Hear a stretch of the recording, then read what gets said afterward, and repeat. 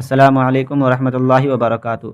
फ़तह समरकंद इस्लामी तारीख़ का वो नाकाबिल फ़रामोश वाक़या है जिसे सुन के आपके रोंगटे खड़े हो जाएंगे। दोस्तों, समरकंद से तवील सफ़र करके आने वाला कासिद सल्तनत इस्लामिया के हुक्मरान हज़रत उमर बिन अब्दुल अज़ीज़ से मिलना चाहता था। उसके पास एक ख़त था जिसमें गैर मुस्लिम पादरी ने मुसलमान सिपह सालार कुतैबा बिन मुस्लिम की शिकायत की थी। पादरी ने लिखा था, हमने सुना था कि मुसलमान जंग और हमले से पहले कबूल इस्लाम की दावत देते हैं। अगर दावत ना कबूल की जाए तो जिज़िया देने का मुतालबा करते हैं, और अगर कोई उन दोनों शराइत को कबूल करने से इनकार करे तो जंग के लिए तैयार हो जाते हैं।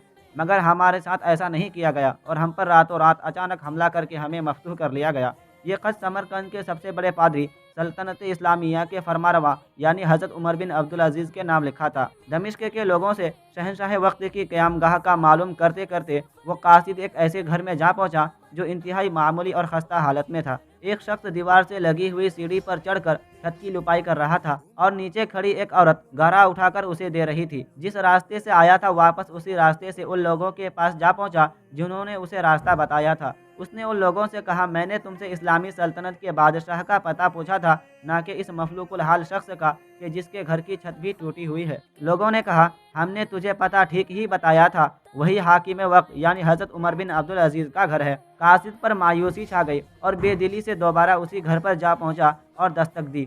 जो शख्स कुछ देर पहले तक लुपाई कर रहा था वही अंदर से नमूदार हुआ। कासिद ने अपना तारुफ कराया और ख़त उमर बिन अब्दुल अज़ीज़ को दे दिया। उमर बिन अब्दुल अज़ीज़ ने ख़त पढ़कर उसी ख़त की पुश्त पर लिख दिया, उमर बिन अब्दुल अज़ीज़ की तरफ से समरकंद में तअय्युनात अपने आमिल के नाम। एक काजी का तकर्रुर करो जो पादरी की शिकायत सुने। मुहर लगाकर ख़त वापस उसी कासिद को दे दिया। समरकंद पहुंचकर कासिद ने ख़त का जवाब और मुलाकात का अहवाल जब पादरी को सुनाया तो पादरी पर भी मायूसी छा गई।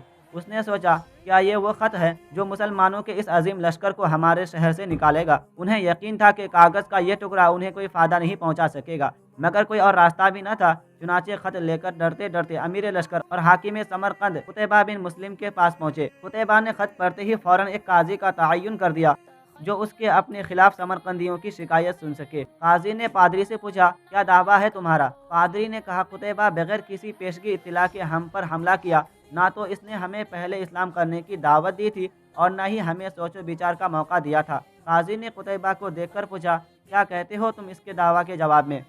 कुतैबा ने कहा, काजी साहब, जंग तो होती ही फरेब और धोखा है। समरकंद एक अजीम मुल्क था, उसके कुर्बो जवार के कमतर मुल्कों ने ना तो हमारी दावत को मानकर इस्लाम कबूल किया था और न ही जिजिया देने को तैयार हुए थे, बल्कि हमारे मुकाबले में जंग को ही तरजीह दी थी। समरकंद की ज़मीनें तो और भी सरसब्ज़ो शादाब और ज़ोर आवर थीं। हमें पूरा यकीन था कि ये लोग भी लड़ने को ही तरजीह देंगे। हमने मौका से फ़ायदा उठाया और समरकंद पर कब्जा कर लिया। काजी ने कुतैबा की बात को नज़रअंदाज करते हुए दोबारा पूछा, कुतैबा, मेरी बात का जवाब दो। तुमने उन लोगों को इस्लाम कबूल करने की दावत दी थी, जिजिया या फिर जंग करने की खबर दी थी? कुतैबा ने कहा, नहीं काजी साहब, मैंने जिस तरह पहले ही अर्ज़ कर दिया है कि हमने मौका से फ़ायदा उठाया था। काजी ने कहा, कुतैबा, मैं देख रहा हूँ कि तुम अपनी गलती का इकरार कर रहे हो। उसके बाद तो अदालत का कोई काम ही नहीं रह जाता। अल्लाह ताला ने इस दीन को फ़तह और अज़मत तो दी ही इसी अदल व इंसाफ की वजह से है, ना कि धोखादही और मौका परस्ती से। मेरी अदालत यह फ़ैसला सुनाती है कि तमाम मुसलमान फ़ौजी और उनके अहदादारान वहाँ अपनी बीवी बच्चों के और अपनी हर किस्म के अमलाक और माल गनीमत छोड़कर समरकंद की हदों से बाहर निकल जाएं और समरकंद में कोई मुसलमान बाकी न रहने पाए। अगर इधर दोबारा आना भी हो तो बगैर किसी पेशगी दावत व इत्तला के और 3 दिन की सोचो विचार की मोहलत दिए बगैर ना आया जाए। पादरी जो कुछ देख और सुन रहा था वो नाकाबिल यकीन था।